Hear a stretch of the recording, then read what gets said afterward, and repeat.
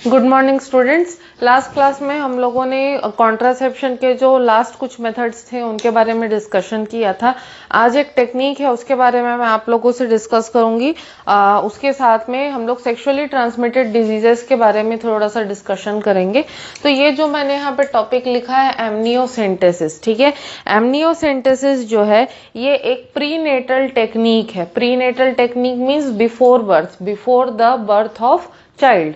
तो चाइल्ड के बर्थ के पहले, ठीक है, चाइल्ड के अंदर अगर होने वाले बच्चे के अंदर किसी भी तरीके के जेनेटिक मैलफॉर्मेशंस हैं या किसी भी तरीके की जेनेटिक डिजीजेस हैं, तो उन जेनेटिक प्रॉब्लम्स को, जेनेटिक डिजीजेस को डिटेक्ट करने की टेक्निक जो है उसको हम लोग एमनियोसेंटेसिस कहते हैं, ठीक है। अब ये जो एमनियोसेंटेसिस है, ठीक है, इसमें होता क्या है, बेसिकली जो एमनियोटिक फ्लूइड, ठीक है, फीटस के चारों तरफ भरा हुआ रहता है, फीटस के चारों तरफ प्रेजेंट रहता है, वो जो एमनियोटिक फ्लूइड रहता है उसके अंदर बहुत सारे फीटल सेल्स जो है, फीटस के जो डेड सेल्स होते हैं वो फ्लोट कर रहे होते हैं। उसके बाद प्लेसेंटल सेल्स जो है, प्लेसेंटा के सेल्स वो फ्लोट करते हैं। फीटस के एंजाइम्स, फीटस के प्रोटीन्स और बहुत सारे उससे एसोसिएटेड फीटस से रिलेटेड हार्मोन्स और बायोकेमिकल्स जो हैं वो सारे के सारे एमनियोटिक फ्लूइड में जो है प्रेजेंट रहते हैं, ठीक है। तो इन सब की प्रेजेंस की वजह से, क्योंकि सेल्स भी प्रेजेंट है, प्रोटीन्स, बायोकेमिकल्स, एंजाइम्स, हार्मोन्स, सारी चीजें प्रेजेंट हैं, तो जो एमनियोटिक फ्लूइड रहता है, एमनियोटिक फ्लूइड को जो है एक बड़ी सी सिरिंज होती है और उसमें एक काफी बड़ा पतला सा नीडल होता है, ठीक है। तो वो जो नीडल है उसको मदर का जो वूम्ब होता है, मदर का जो पेट होता है, ठीक है, पेट के ऊपर से उस पतले से नीडल को अंदर इंसर्ट किया जाता है। इंसर्ट करने के बाद में जो है फिर वो जो नीडल है, नीडल के थ्रू सिरिंज के अंदर अच्छी खासी क्वांटिटी में एमनियोटिक फ्लूइड जो है उसको निकाला जाता है, विड्रॉ किया जाता है। तो अब जो सिरिंज में एमनियोटिक फ्लूइड आ गया, उसके अंदर फीटल सेल्स हैं, उसके अंदर प्लेसेंटल सेल्स हैं, उसके अंदर fetal proteins, fetal biochemicals, enzymes और फीटल हार्मोन्स, ये सारी की सारी चीजें प्रेजेंट हैं, ठीक है। तो अब इन सारी चीजों को ले करके इनकी जेनेटिक प्रोफाइलिंग की जाती है, ठीक है। बहुत सारे टेक्निक्स और बहुत सारे डिवाइसेस इसमें इन्वॉल्व होते हैं। तो डिफरेंट टेक्निक्स को यूज करके ये बेसिकली यहाँ पे बायोटेक्नोलॉजिकल अप्रोच जो है वो यहाँ पर आ जाता है, ठीक है। उसके बारे में भी हम लोग आगे के चैप्टर्स में पढ़ेंगे, ठीक है। तो बायोटेक्नोलॉजिकल अप्रोचेस जो हैं उनको यूज करके फीटस के जो सेल्स और एंजाइम्स और जो भी सारी चीजें एमनियोटिक फ्लूइड में प्रेजेंट रहती हैं उन सारी चीजों को यूज करके जेनेटिक प्रोफाइलिंग की जाती है। जेनेटिक प्रोफाइलिंग करने से फायदा क्या होता है कि हमको रिपोर्ट्स में पता चल जाता है कि जो डेवलपिंग फीटस है उसमें किसी तरीके का अगर जेनेटिक प्रॉब्लम या जेनेटिक इश्यूज अगर उस बच्चे के अंदर है या जेनेटिक डिजीजेज अगर उस बच्चे की बॉडी के अंदर हैं, ठीक है, तो फिर कोशिश की जाती है कि जब फीटस मदर के यूट्रस के अंदर हो तो उसके मदर के यूट्रस के अंदर रहते ही किसी तरीके से मेडिसिन दे करके या कोई और टेक्निक यूज करके वो जो जेनेटिक डिसऑर्डर है उसको ठीक करने की कोशिश की जाती है। और अगर इन केस ऐसा जेनेटिक डिसऑर्डर है जो कि किसी मेडिसिन या किसी थेरेपी के हेल्प से क्लीन नहीं हो सकता या ठीक नहीं हो सकता, तो फिर जो एक्सपेक्टेंट मदर है, ठीक है, उसको जो है एडवाइस किया जाता है कि एक्सपेक्टेंट मदर जो है एबॉर्शन करवा ले, क्योंकि अगर जेनेटिकली डिफॉर्म्ड बच्चा पैदा होगा, ठीक है, तो जो पेरेंट्स हैं, पेरेंट्स के साथ साथ बच्चे को भी बहुत कुछ सोशली झेलना पड़ जाता है, फिजिकली, मेंटली बहुत सारी चीजें जो हैं पेरेंट्स को और बच्चे को झेलनी पड़ जाती हैं। उसके अलावा और भी बहुत सारे सोशल स्टिग्मास जो हैं इस चीज से एसोसिएटेड रहते हैं। और सबसे पहली और मोस्ट इम्पॉर्टेंट बात जो है, एज अ पर्सन, जैसे जैसे वो बच्चा आगे बड़ा होगा, डेवलप होगा, मैच्योर होगा, तो एज अ पर्सन उस बच्चे को जो है अपनी लाइफ लीड करने में बहुत ज्यादा प्रॉब्लम्स आएंगी, ठीक है। तो इतनी सारी प्रॉब्लम्स को काउंटर करने के लिए, इन प्रॉब्लम्स को अवॉइड करने के लिए जो है जेनेटिक प्रोफाइलिंग की जाती है एमनियोसेंटेसिस की टेक्निक के हेल्प से। और अगर जेनेटिक प्रोफाइलिंग में कुछ भी नेगेटिव रिपोर्ट आती है, एज इन की बच्चे को कोई जेनेटिक डिजीज या जेनेटिक मैलफॉर्मेशन या कुछ भी ऐसा कोई इशू होता है बच्चे के डेवलपमेंट में, तो या तो उसको जीन थेरेपी की टेक्निक से ठीक करने की कोशिश की जाती है, और अगर अगर जीन थेरेपी से भी हमको कोई फायदा ना हो तो फिर बच्चे को अबॉर्ट करने का सजेशन जो है डॉक्टर्स एक्सपेक्टेंट मदर को देते हैं। ठीक है, तो इस टेक्निक से फायदा क्या होता है? इस टेक्निक से फायदा ये होता है कि we are avoiding the problem of unhealthy individual. ठीक है, अनहेल्दी इंडिविजुअल जो है वो फैमिली के ऊपर, सोसाइटी के ऊपर, प्लस अपने खुद के ऊपर जो है उसको बहुत ज़्यादा तकलीफ झेलनी पड़ती है। तो इस तकलीफ से जो है सभी लोगों को बचाने के लिए जनरली एमनियोसेंटेसिस का जो प्रैक्टिस है उसको किया जाता है। ठीक है, अब नेक्स्ट जो है हम लोग आते हैं हमारे अगले टॉपिक पे, that is sexually transmitted infections और सेक्सुअली ट्रांसमिटेड डिजीजेस। ठीक है, सेक्सुअली ट्रांसमिटेड इन्फेक्शंस या सेक्सुअली ट्रांसमिटेड डिजीजेस जो होते हैं ये ऐसे डिजीजेस हैं जो इन्फेक्टेड पर्सन से हेल्दी पर्सन में सेक्सुअल कांटेक्ट के थ्रू फैलते हैं। ठीक है, इन्फेक्टेड पर्सन से हेल्दी पर्सन में सेक्सुअल कांटेक्ट के थ्रू फैलने वाले जो इन्फेक्शंस या जो डिजीजेस होते हैं, these are known as sexually transmitted diseases और सेक्सुअली ट्रांसमिटेड इन्फेक्शंस, या इनको ही वेनेरियल डिजीजेस भी कहते हैं। ठीक है, they are also known as venereal diseases as well. ठीक है, अब ये जो सेक्सुअली ट्रांसमिटेड डिजीजेज या इन्फेक्शंस हैं ये कितने टाइप के होते हैं? बहुत सारे टाइप के होते हैं। गोनोरिया होता है, सिफिलिस होता है, क्लामाइडिया होता है, फिर उसके अलावा जेनाइटल हर्पिस, जेनाइटल वॉर्ट्स होते हैं, देन ट्राइकोमोनियासिस होता है। ठीक है, उसके बाद कैंक्रोइड होता है, कैंडिडासिस होता है, hepatitis B and most deadly of them all is the AIDS. ठीक है, तो ये सारे के सारे जो है सेक्सुअली ट्रांसमिटेड डिजीजेस हैं। ठीक है, अब एड्स, हेपेटाइटिस बी, ठीक है, और सिफिलिस जो है, सिफिलिस भी कई बार, मोस्टली एड्स और हेपेटाइटिस बी जो है वो सर्जिकल इक्विपमेंट्स शेयर करने से भी होता है। जैसे अगर कोई पर्सन है, किसी को एड्स है उसको, ठीक है, और उसने अगर शेविंग करी है, ठीक है, शेविंग करते करते उसको कट लग गया, ठीक है, तो उसने जो ब्लेड यूज की थी शेविंग के लिए या जो रेजर यूज की थी शेविंग के लिए, अगर उसी रेजर या उसी ब्लेड को हेल्दी पर्सन जो है फिर से दोबारा शेविंग करने के लिए यूज करता है, तो इन्फेक्टेड पर्सन का ब्लड ऑलरेडी रेजर पे लगा हुआ था। अब अगर वही रेजर कोई हेल्दी पर्सन यूज करता है और उसके भी स्किन पे कट लगता है, तो जो इन्फेक्टेड पर्सन का ब्लड था वो हेल्दी पर्सन के ब्लड के साथ कांटेक्ट में आ जाता है। ठीक है, तो इससे भी इन्फेक्शन फैल सकता है। तो जो इन्फेक्टेड पर्सन है उसके यूज किए हुए सर्जिकल इक्विपमेंट्स, नीडल्स, ब्लेड्स, ठीक है, इस तरीके की चीजें जिनका ब्लड टू ब्लड कांटेक्ट जिनके थ्रू हो सकता है, ऐसी चीजों को यूज करने से भी जो है इन्फेक्शन फैलता है। तो आइदर सेक्सुअल कांटेक्ट हो रहा है यहाँ पे, या फिर दूसरे की यूज किए हुए सर्जिकल इक्विपमेंट्स जो है उनको अगर यूज करते हैं तो भी जो है इन्फेक्शन फैल सकता है सेक्सुअली ट्रांसमिटेड डिजीजेस के केस में। ठीक है, तो अब सेक्सुअली ट्रांसमिटेड डिजीजेस के बारे में हम लोग बात करें तो एड्स, हेपेटाइटिस बी और जेनाइटल हर्पिस, ये जो 3 एसटीडीज हैं ये क्यूरेबल नहीं है। क्या क्या?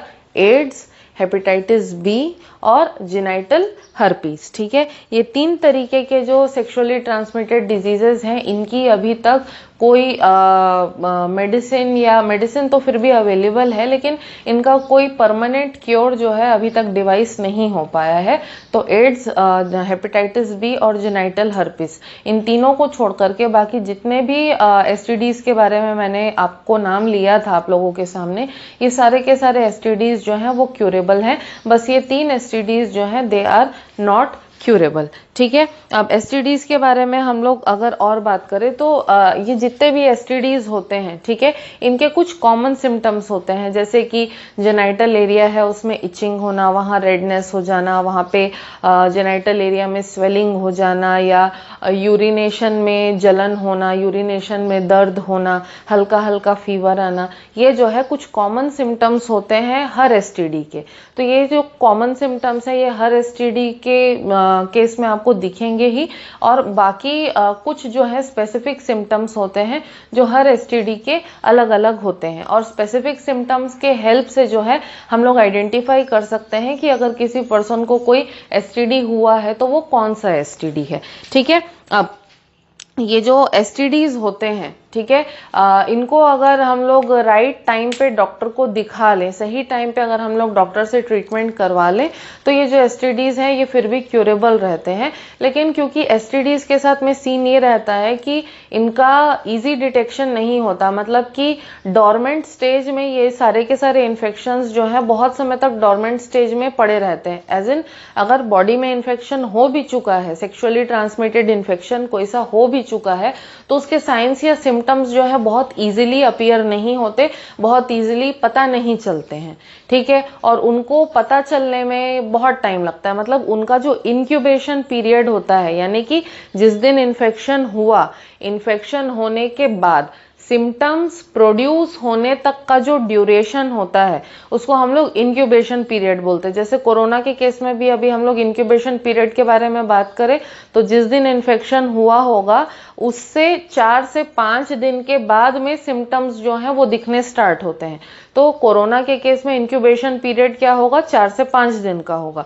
तो एसटीडीज में इंक्यूबेशन पीरियड क्योंकि बहुत लंबा होता है, ठीक है, कई केस में तो कई सालों तक का इंक्यूबेशन पीरियड होता है, तो इंक्यूबेशन पीरियड लंबा होने की वजह से कई बार लोगों को पता नहीं चल पाता है कि हमको एसटीडीज हुए हैं, तो वो डॉक्टर से ट्रीटमेंट क्या कराएंगे।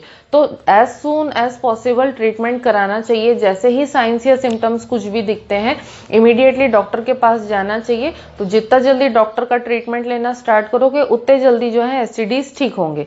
लेकिन कई लोग क्या करते हैं कि एसटीडीज से रिलेटेड बहुत सारे सोशल स्टिग्मास होते हैं, लोग शर्माते हैं कि भाई हमको एसटीडी हो गया है, हमको तकलीफ है, जेनाइटल एरिया में हमको प्रॉब्लम हो रही है, तो हम कैसे डॉक्टर को बताएं, हम कैसे बोलें। तो वो जो झिझक है, वो जो शर्म है, वो सोशल स्टिग्मा जो है, उसके वजह से जनरली लोग जो है डॉक्टर को अपनी तकलीफ बताते नहीं है। अब कई बार क्या होता है कि इन्फेक्शन छुपाने के चक्कर में डॉक्टर की ट्रीटमेंट को अवॉइड करने के चक्कर में ये जो एसटीडीज हैं ये बहुत जो सीवियर इन्फेक्शन है कॉज कर देते हैं, बहुत सीवियर फॉर्म अटेन कर लेते हैं, और उसके बाद ये किस में कन्वर्ट हो जाते हैं, उसके बाद कन्वर्ट हो जाते हैं ये पेल्विक इन्फ्लामेटरी इन्फेक्शंस में या डिजीजेस में। पेल्विक इन्फ्लामेटरी डिजीजेज में कन्वर्ट हो जाते हैं। अब पेल्विक इन्फ्लामेटरी डिजीजेज यानी कि पेल्विस का एरिया, कमर का जितना एरिया है, यहाँ पर हमारे जो रिप्रोडक्टिव ऑर्गन्स होते हैं, सारे के सारे रिप्रोडक्टिव ऑर्गन्स के अंदर इन्फेक्शन फैल जाता है। एंड ये जो पेल्विक इन्फ्लामेटरी डिजीजेज है ये आगे चल के इनफर्टिलिटी या स्टेरिलिटी भी कॉज कर सकता है। तो आगे कंसीव करने की कैपेबिलिटी पे भी बहुत ज़्यादा इफेक्ट जो है पड़ता है। ठीक है, तो सही समय पे अगर डिजीज है उसका डिटेक्शन हो जाए और सही समय पे ट्रीटमेंट हो जाए तो पर्सन जो है वो कंप्लीटली डिजीज से बाहर निकल सकता है, कंप्लीटली डिजीज से क्योर हो सकता है। ठीक है, तो 1 बाय 1 हम लोग जो है सारे डिजीजेस के बारे में डिस्कशन करेंगे।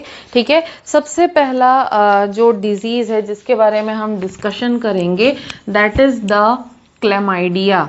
ठीक है, क्लेमाइडिया जो होता है वो एक तरीके का फंगल इन्फेक्शन है। ठीक है, क्लेमाइडिया एक तरीके का बैक्टीरियल इन्फेक्शन है क्लेमाइडिया। ठीक है, अब इसका जो कॉजेटिव ऑर्गेनिज्म है, ठीक है, that is the chlamydia trachomatis. Causative organ is chlamydia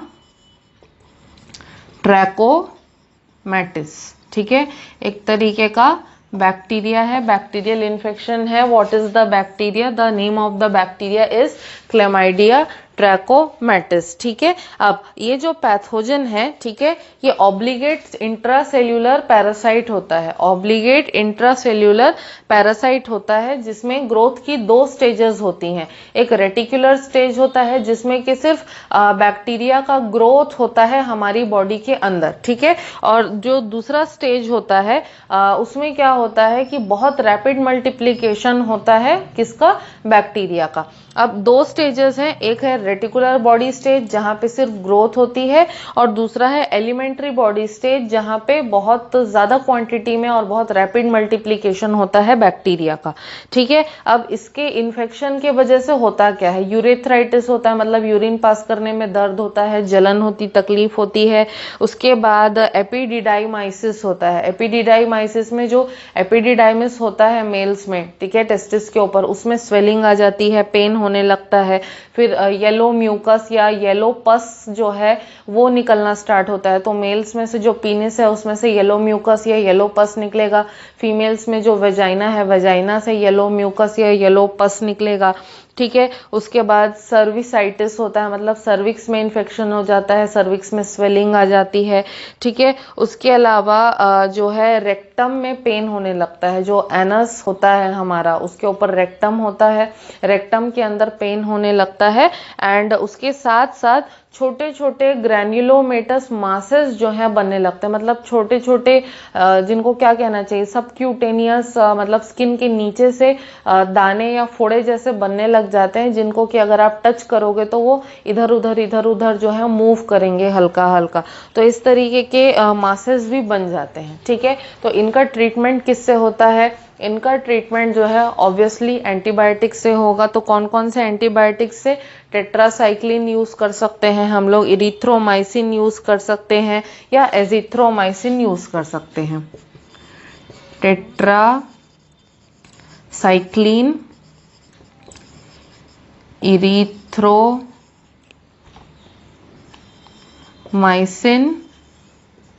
और एजिथ्रोमाइसिन भी यूज कर सकते हैं इसके ट्रीटमेंट में। ठीक है, सही समय पे डिटेक्ट हो जाए तो कंप्लीटली क्यूरेबल है। ठीक है, इसके बाद सेकंड वाले डिजीज पे हम लोग आते हैं, सेकंड एसटीडी पे आते हैं, दैट इज द गोनोरिया। ठीक है, तो गोनोरिया जो है ये डिप्लोकोकस बैक्टीरियम के वजह से होता है। गोनोरिया जो है वो डिप्लोकोकस बैक्टीरियम के वजह से होता है। कौन सा बैक्टीरियम होता है? Neisseria gonorrhoeae, Neisseria gonorrhoea.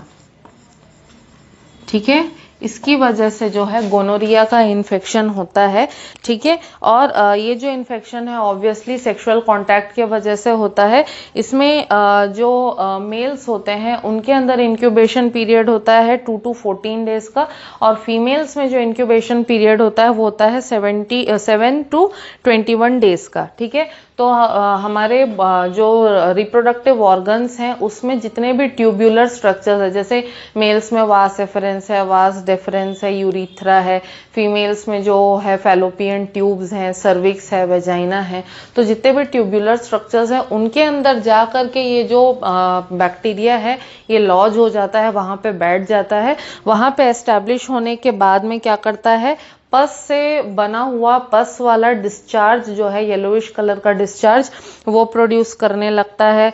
जेनिटालिया मतलब जो जेनाइटल एरिया है उसके ऊपर बहुत पेन होता है, बर्निंग सेंसेशन होने लगती है, यूरिनेशन जो है वो डिफिकल्ट हो जाता है, यूरिनेशन के टाइम पे भी बहुत ज़्यादा जलन होती है। ठीक है, इसके अलावा अगर ये जो इन्फेक्शन है सही समय पे ट्रीट नहीं हुआ तो ये और ज़्यादा हमारी पूरी बॉडी में स्प्रेड हो सकता है, पूरी बॉडी में स्प्रेड होके आर्थराइटिस हो सकता है। इसके वजह से हमारे थ्रोट में, हमारे आईज में और हमारे बॉडी में जो रेक्टम है, रेक्टम में भी इसका इन्फेक्शन हो सकता है। ठीक है, तो इसका ट्रीटमेंट जो है किससे किससे होता है? पेनिसिलिन से, और इसका ट्रीटमेंट होता है एम्पिसिलिन से। पेनिसिलिन एंड एम्पिसिलिन नाम के 2 एंटीबायोटिक्स है, उसके यूज से हम लोग इसका ट्रीटमेंट कर सकते हैं। ठीक है, फिर इसके बाद the next STD that we are having is the trichomoniasis. Trichomoniasis.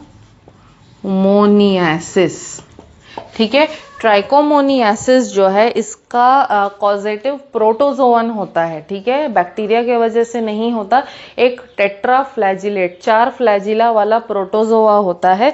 इस प्रोटोजोआ को हम लोग बोलते हैं ट्राइकोमोनास वैजिनैलिस। ट्राइकोमोनास वैजिनैलिस। ठीक है। ट्राइकोमोनास वैजिनैलिस नाम का टेट्राफ्लैजिलेट प्रोटोजोवन है, उसके वजह से होता है, फीमेल्स में ही होता है ये, ठीक है। उसके अलावा इसके वजह से क्या होता है, वेजाइना से बहुत स्मेली टाइप का येलोइश डिस्चार्ज निकलने लगता है, ठीक है। और यूरिनेशन के टाइम पे बहुत ज़्यादा इसमें बर्निंग सेंसेशन होता है, ठीक है।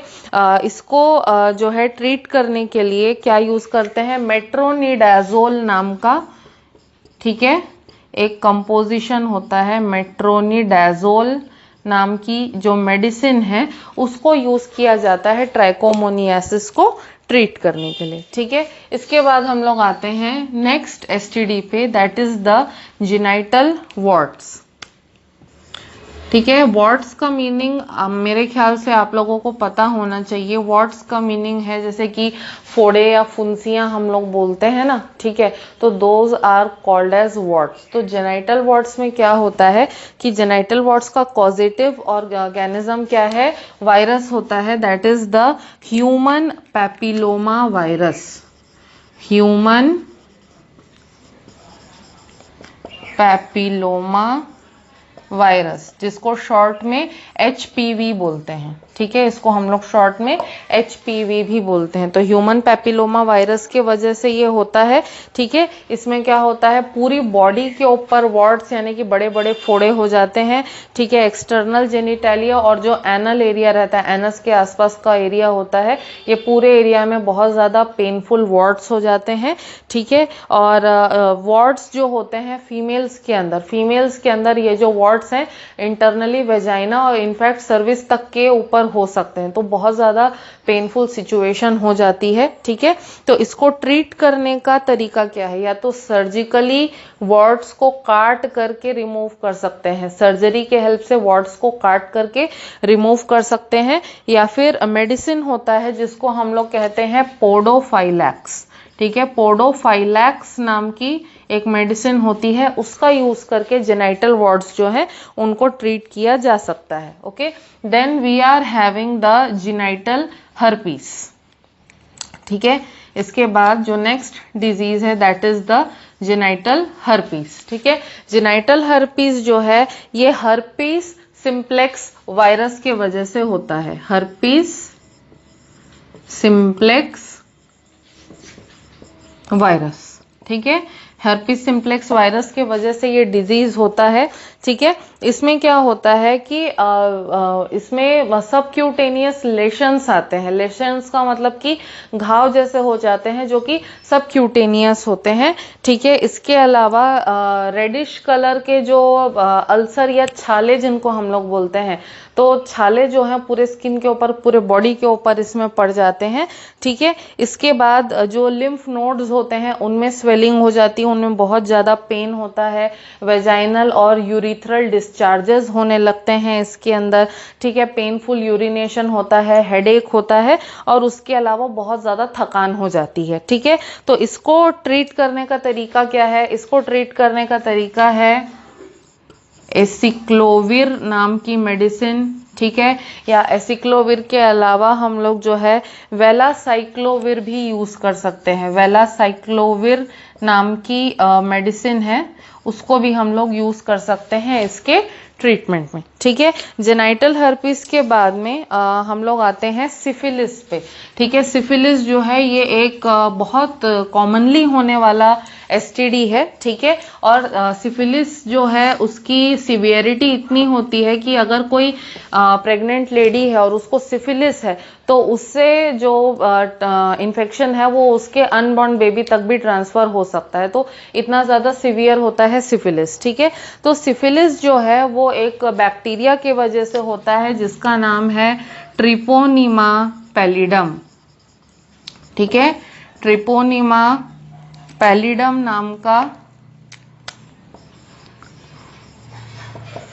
एक बैक्टीरिया है, इसके वजह से जो है सिफिलिस होता है। ठीक है, तो सेक्सुअल कांटेक्ट या close body contact, skin contact, जैसे इनफैक्ट किसिंग से भी अगर अपने बच्चे को कोई किस कर रहा होगा तो उससे भी जो है सिफिलिस ट्रांसफर हो सकता है, तो बहुत ज़्यादा इन्फेक्शियस होता है। ठीक है, तो इसका इंक्यूबेशन पीरियड जो होता है वो 2 से 4 हफ्ते का इंक्यूबेशन पीरियड होता है। ठीक है, तो इसमें भी क्या है, बॉडी के ऊपर बड़े बड़े घाव हो जाते हैं। तो 3 स्टेजेस में घाव होते हैं। पहला प्राइमरी अल्सर होता है, जिसको कि पहले हम लोग कैंकर कहते हैं। ठीक है, क्या कहते हैं, कैंकर। ठीक है, ये जो है पहला स्टेज होता है। तो इसमें बहुत बड़े बड़े छाले हो जाते हैं। ठीक है, जो कि इन्फेक्शियस होते हैं लेकिन पेनलेस होते हैं। कुछ समय के बाद ये जो प्राइमरी स्टेज के कैंकर होते हैं ये सूख करके झड़ जाते हैं। ठीक है, फिर आता है सेकेंडरी स्टेज। ठीक है, सेकेंडरी स्टेज में क्या होता है कि अब ये जो पैरासाइट है ये बॉडी के बाकी टिश्यूज में, लिम्फ नोड्स के अंदर, लिवर के अंदर, बोन्स के अंदर, ब्लड के अंदर जो है ये फैलने लगता है। ठीक है, तो सेकेंडरी स्टेज जो होता है इसमें भी बड़े बड़े जो फोड़े या छाले जो हैं बॉडी के ऊपर प्रोड्यूस होते हैं और इसमें बहुत ज़्यादा नंबर में बैक्टीरिया प्रेजेंट रहते हैं और ये स्टेज जो होती है ये बहुत हाईली इन्फेक्शियस होती है। ठीक है, कुछ समय के बाद जो है फिर से ये जो घाव होते हैं अपने आप सूख जाते हैं। ठीक है, अब फिर थर्ड स्टेज कब आता है? थर्ड स्टेज में क्या होता है कि थर्ड स्टेज कई सालों के बाद प्रोड्यूस होता है, कई मतलब बहुत साल के बाद में, 10-15 साल के बाद में जो है इसमें थर्ड स्टेज प्रोड्यूस होता है।